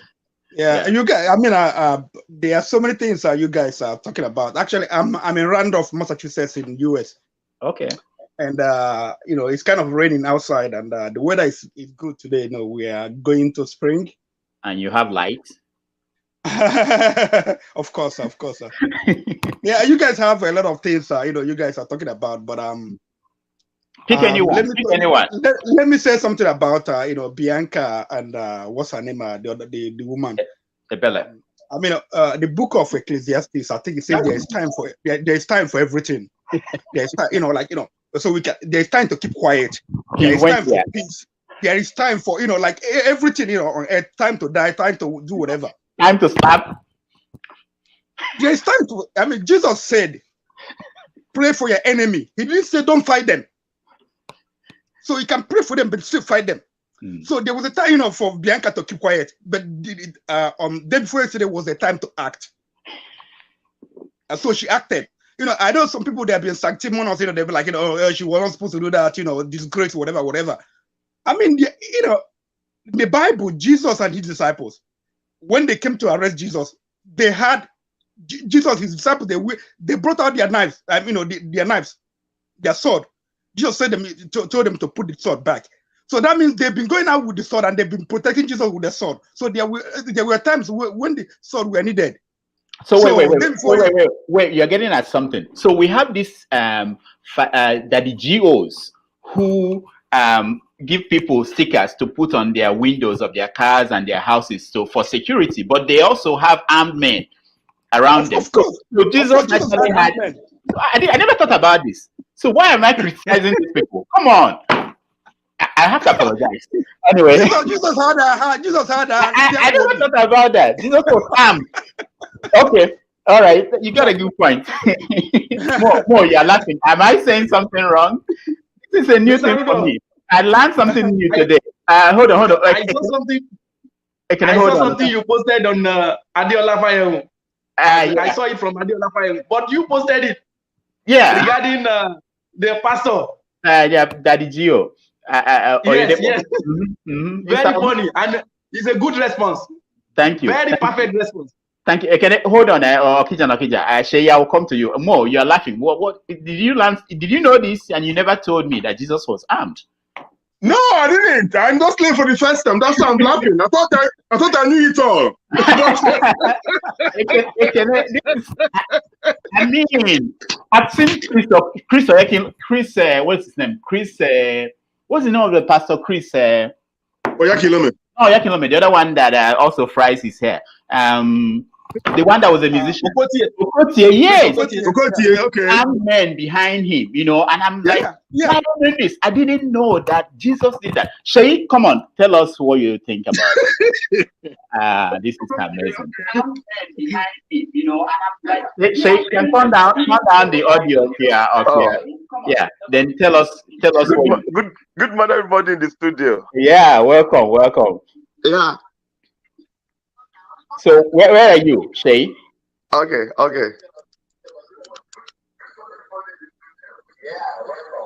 Yeah, I just came through. I just finished watching Arsenal with Aston Villa match when I just got in to your program because I don't like missing any of your program, Doctor.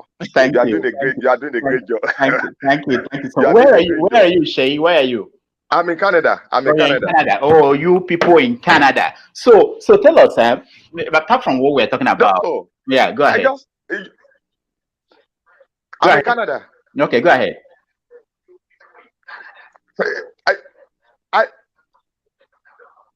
I listened to Kingsley. Okay. Kingsley said if we start talking about Nigeria from now for the next 2 years, we can't finish talking about Nigeria. I call people, I speak to people in Nigeria every day. Doctor, the situation, I don't know what's going on. The situation is not, I can't, it's like crying what's going on in this country. We are talking about change in the country. Where is the change? We voted for change. Where is the change? I left 5 years ago. I left Nigeria. Do you know, some of my friends keep telling me that you left the country for good. I said, but I mean, the Lagos street, as you guys, why is everything not up to now? I can't talk to anybody in Nigeria. The same story every day, the same story. So you guys, you voted for change. Where is the change you voted for? Doctor, that country, I don't know. It's because I just watch everything on YouTube. I don't like contribute. It's because your program. I I watch your program every time. You and Adiola. I don't want to miss any of your program. Thank you. Doctor, I don't know. I don't know what to. I don't know. Is it pray? Are we going to pray? And you know, I used to let people know the way we in the old world. I can't even say Canada. Do we pray like Nigeria? Like let me say Africa generally. We pray. We go to mountain. We do vigil. We do everything. Still, nothing is working. Thank you so much, Shay. Thank you. We are going to. I don't know, Doctor. I'm just Shay. Thank you. Let me go. The situation is not. I know. Let me go back to Ekene, and let me say, as a programming notes, you know, we are going to have this conversation constantly, and over time, we are going to make the subject, you know, like religion in Nigeria or in Africa, and we will look at all the aspects. But Ekene, go on. You wanted to say something? Yes, building up on what Shay said, and so one other comment. I was late, so one other commentator said about the light, about what's his name, Fashola, why he failed. Okay, I'm gonna give you this. I think when Peter Odili was the governor of River State, they built an independent power station, independent generation system, and they wanted to connect it to the national grid. And if they found out that the one they built, a new system, it couldn't connect to the national grid, so that the national grid had to be upgraded. So, but they didn't do that. So they So they didn't hook it up to national grid then. I don't know if national grid then. I don't know what happened now. But the reason why I'm saying this is this. I mean, we don't know where to begin. Nigeria problem is deep. For instance, let me tell you something. Okay, now they're talking about power, or they're doing all these things they are doing, but they don't think critically. In Nigeria, if rain falls, they take light because the wires they come down. In some places, if it rains, with the storm or whatever, the wind, it brings down the wire, and people die all the time. So they've not even thinking about that. All the streets in Nigeria, they have to think about the wire, like insulating them or whatever, doing just maybe one wire or two wires, or the way they do it in US. Other developed countries, just having 4 wires, all over every street is dangerous. So they're not even thinking about that. So even if they build a 12,000 megawatt or whatever, 15,000 megawatt, we won't have light, because if it rains, they will take the light. All right, thank you. They're afraid that whatever the wires. Yeah, thank you. So no one has ever talked about that. That's a good point. Mo, let me come to you. There's something that I know that all over Space and Clubhouse, Nigerians are having conversations as we speak. Those who are not watching Premier League and everything, they're having conversations. But there is a problem in the sense that, Mo, you have to turn your you're on now. There's a problem in the sense that people are having conversations amongst themselves, and I don't think most of us have the opportunity to talk to these people who are running the country. Mo, I know that you know people in in high places. When you talk to these people in terms of, because some of these things, people, even regular people, are pointing out solutions. Some of these things are not, like Fashola said, rocket science. But why is it that either they don't know it, or they don't implement them, or what is going on? What's the disconnect? My brother, it is so simple. We all have our eyes glued on Abuja and our capital cities. Very few people look at our communities, the town. I did a survey after this year's in Enugu. They hold local government election religiously every 2 years. I asked in a group, how many people in that forum knew who their councillor is? My brother, you could cut the silence with a knife. Nobody knew. The thing is that these people in high places, they live in a bubble. They see it, they don't feel it. Until we make it uncomfortable for them, they will never act. I've been at this game since 1999. I could ask the governor of my state anything like that. You know this story. We talk almost every evening. When AOL was still the intern. Yeah. Yes. And I said, why don't you support an opposition party organize and focus against your government. He said, are you crazy? I said, try it. He said, okay, I'll surprise you. He called them, gave them money. My brother, they shared the money and ran away. The thing is, we are beginning to form a body of committed people who understand that things cannot continue to go on this way. When you get to 50, 55, 60, every human being should be thinking of legacy. Who is comfortable? You can't live in big houses. So the houses we built in Nigeria are just what they call funeral mansions or Ibanku mansions. You begin to think of what will benefit your community. What will benefit starting from your own community? What is going wrong? How can we fix it? Who is who? Do we pay taxes? One day, just one day, we'll get somebody in a capital city who might turn this around. Everybody now is singing Soludo's praises. And I say, you just wait until he drinks the water. Then we are back to square one. He's not going to come with angels from heaven. He's going to be working with me and you.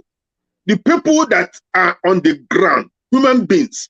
So what I'm saying is this, when you look at the problem, you think it's very, very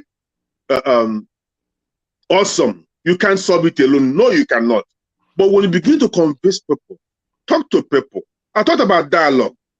Look at the beautiful things I'm hearing today from people I never met before. And I could have missed these things if we didn't have this forum. So the solution is, let us not give up on Nigeria.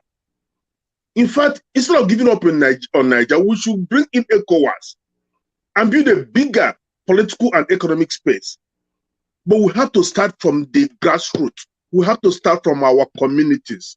We can't all be the same. The guy in Sokoto and the guy from Yenagoa are not thinking the same thing. They don't have the same need. They have the same need, but they have different perspectives in life. And we can work with all of them.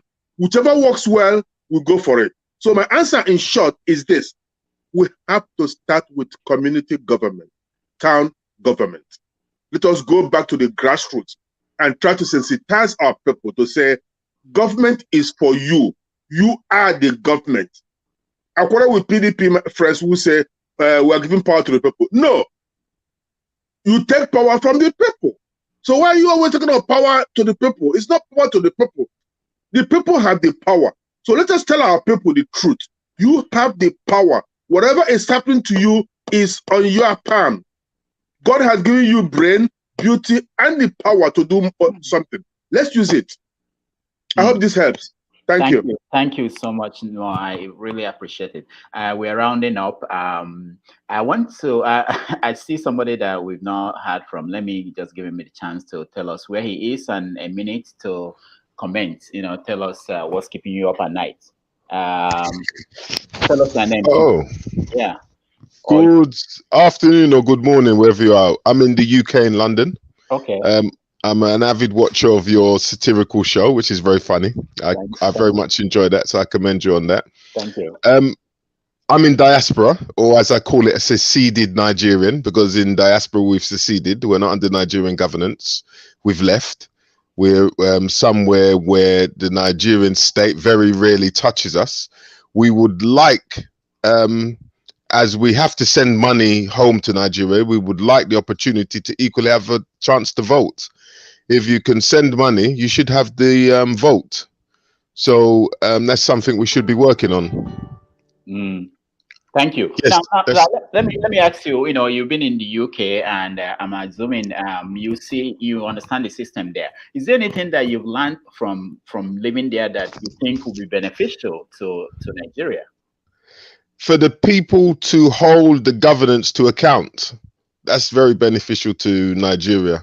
What does that mean? Because we hear that all the time. Specifically, what that means is that somebody who is meant to do something on your behalf, who you've elected or selected, when they do something which is wrong to that, you as citizens of that country must do something specifically of holding them to account, which means direct action, which means you either go to their houses, their place of residence, their place of where they're carrying out local authority. You turn out to town halls, you turn out to wherever their meeting is, and you as citizens hold them to account.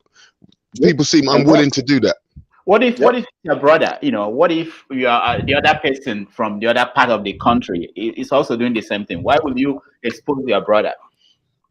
That's what people say. Well, it depends on whether you want your side to work. Maybe you're someone from the other side of the country doesn't want their side to work, but you say, okay, he looted and you're looting too. Okay, does that mean that what they've looted will not affect you? It will affect you. So sure. I always give an instant. Somebody who you look at Buhari, came to the UK again for medical attention yet again. Can an average Nigerian do that? The money which was meant for Nigerians to have medical attention is not there. They die. It's that simple. You reduce someone's life expectancy because you didn't hold them to account. So you see that someone has taken the money for the hospital, the road, the light, the electricity, whatever you want to call it. People die because of it. So if you say because someone who's doing it in another part of town, you don't want to hold them to account, that's up to you. I think it would fall on every citizen to hold their own local area person to account. You can catch them, you can hold them, you could touch them right where you are.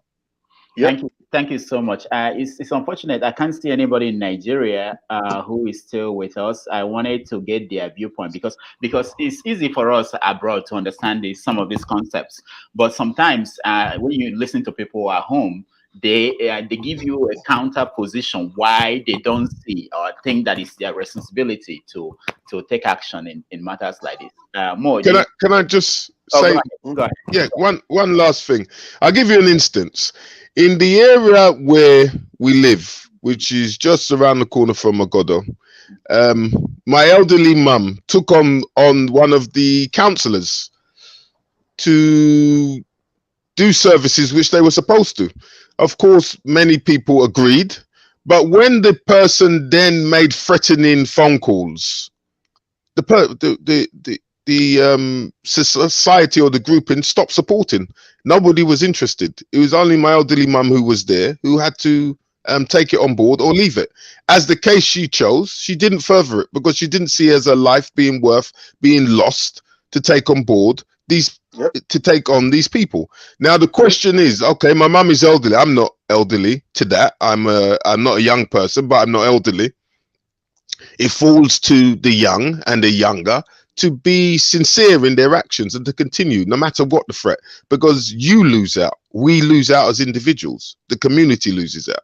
So yes, there will be threats. Yes, there will be threats of violence, but it's up to you as an individual to decide whether you're ready to take on. Where the gentleman spoke of legacy, you reach 50, 55, 60. How many more years will you live? You're speaking of your legacy. What will you leave behind? As you said, if it's only mausoleum house that you left, that your children will not even live in, they will sell it and return to where they were from, living with their children. And then your house would just be something which somebody else will either knock down or turn into tenant's house. So the issue is your legacy, and to leave legacy, you have to fight for it. Thank you so much. I wanted Thank to you, say, my brother. I'll come to you. Thank you so much. I wanted to say that one day we are going to just dedicate a show on our lives abroad as Nigerians. Because you mentioned some key points that I want us to explore more, in the sense that most of us stay here, build houses at home, and what does that mean? And, what is important? How do we feel that we need to contribute to the society that we left behind? But that will be down the road. We'll have a show that we dedicated to that, or that will be dedicated to that. Mo, you wanted to round up. We're rounding up now. So I'll come to each of you and you round up thoughts about what we've been discussing. Go ahead, Mo. Yeah, really, I understand the Nigerian person. And I understand. Listen, I'm here talking with you guys because when I'm done, I'll just go there and fill my cup. The light will be there. There was something in the fridge for you to munch on. Back home, they don't have that luxury. It's not even luxury. Those basics, that when you go home, you find something to eat, that your child will be in school. You don't have to fight to pay school fees. Okay? Basic things, that is the problem. I understand that. So those of us who are here, we owe it as a moral duty to them to say, listen, we can change these things. And then we will have people in power. We can talk to them and say, my friend, please change a little bit. Okay? Be it governor, be it president, where Buhari is something else. But at least I hope that in 2023, we'll get somebody who could at least listen, even if he doesn't do. Slowly, we are going to get there. Remember, it's just what, 62 years? Yes, it's a long time. But we can build this country to be a great nation. I said it before. Secession is not the answer. On the contrary, we can build a bigger ECOWAS. What we have to do is to start from communities, point out some things that are wrong, things that we can do right. Okay? It's different for every community, but eventually we will get what we call the basic needs of every community, which is security. I live in New Jersey. I don't worry about a thing because the community police, remember that COP means Community Office of Policing. In the Wild West movies, you know what they do? When they have a good shooter who comes to town, they make him the sheriff. People have to be secure. We have to say, what is our Motekun, Hisba, whatever? We have to secure our lives and properties before we can make any progress. Many people are not visiting home because of security. Kidnappers, cheats, 419ers, fraudsters, everything. It doesn't make it possible. Look at coronavirus. People have lifted the bans or the payments all over the world. In Nigeria, where coronavirus didn't do much, they are still fleecing people off 50,000, 60,000 to do a test that is not even worth it. So there are a lot of things we are going to be doing. I know in your program, Dr. Magis, you bring up some of these things, but you are just you. We need more people. We don't all have to be in television. We can write, we can talk. So please, my plea to you guys that don't give up, please. For coming out today, I learned a lot from all of you who spoke. I'm so happy, and I wish we continue this. Rudolph, please don't give up. Yeah, we will. Thank you so much, Mo. Every Saturday and Wednesdays we will have this conversation. Thank you, Mo. Akim Elu, round up 1 minute, please. See, what I would just say is now, currently we are moving to 2023. So we need somebody like, although I have like 5 people in mind, although I don't know if I'm still going to vote or not, because I'm preparing to go back home. As far as I'm concerned, I'm preparing to go back home. I want to go home and do some other things. We have like, let me say, for me, as far as I'm concerned, we have the likes of Professor Pat Utomi, Professor Kingsley Mogalu, Omoyele Sowore, and let's say Peter Obi, the former governor, Peter Obi. So we have people who we can entrust the life of the country or entrust the life of Nigerians into their hands.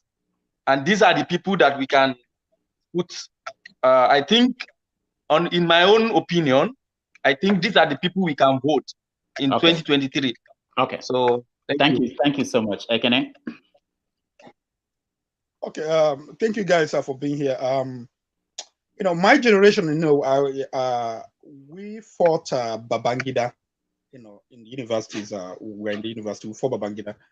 And I think, you know, the problem is this, that this generation, I mean, they rose up actually, you know, enters, but I think that was their first, you know, the first time they experienced, you know, civil disobedience, you know, against the government. But, you know, the generation before me, I think, you know, they had that, you know, for, you know, 70s and then 80s and then 90s. So we have to find a way to build on NSAS, you know, because citizens, they have to be engaged. You know, they have to protest civil activism. Last night I watched Winter on Fire on how Ukraine, you know, Ukrainians, you know, they stood against Yanukovych or whatever, and he left the country. 93 days of protest. About 120 something people were killed by the police, but yet in the end they prevailed. So we have to find a way, you know, just like what Mo said. One of the US presidents said is every politics is local. When it comes to your health, your road, you know, everything in life is local. It's you and your community. Electricity is you and your community. So we have to find a way to engage, have people to be engaged. Be like local government election to come out and Senate, councillors participate. Find out who is my councillor. What does he want to do for us? He or her want to do for us. So that's what I think we should do. Engagement, get people to engage. All right, thank you so much, Okija. Let me come to you, Shay. Shay, round up for us in 1 minute.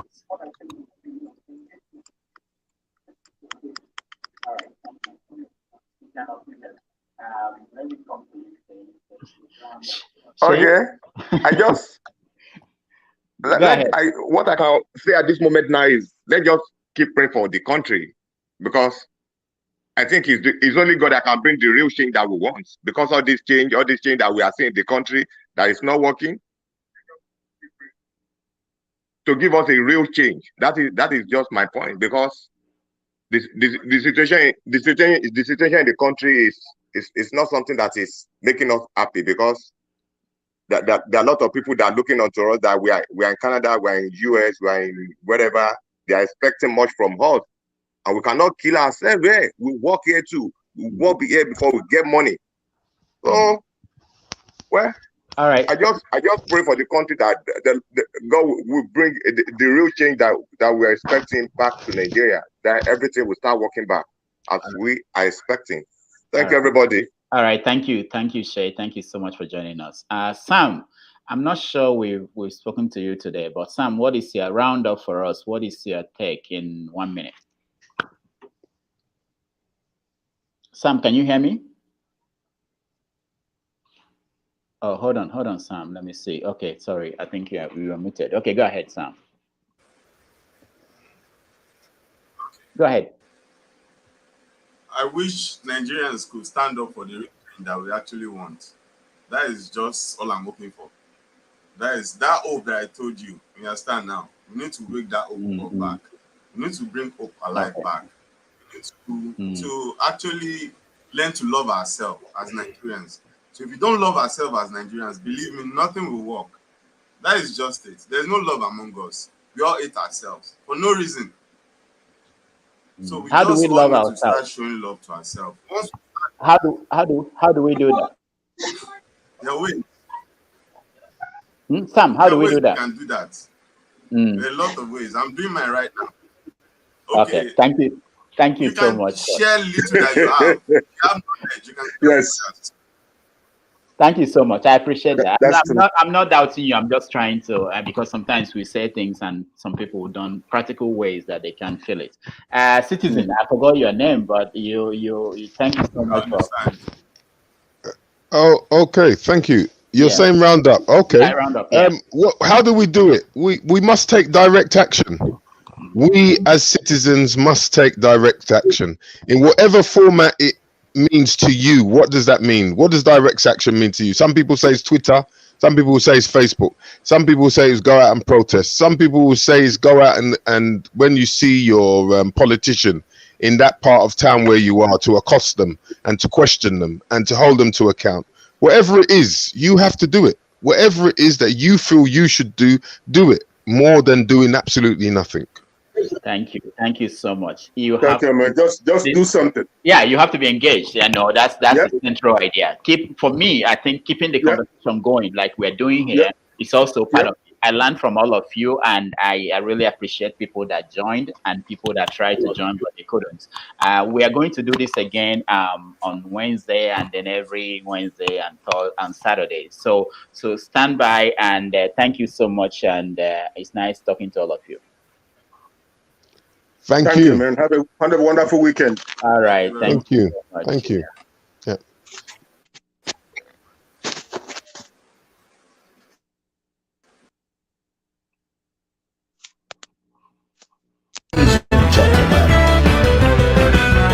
From Eurocopo Studios in New York City, welcome to What Concern Me, your favorite news and current affairs quiz show. I am your host, Dr. Jakiri Damaje.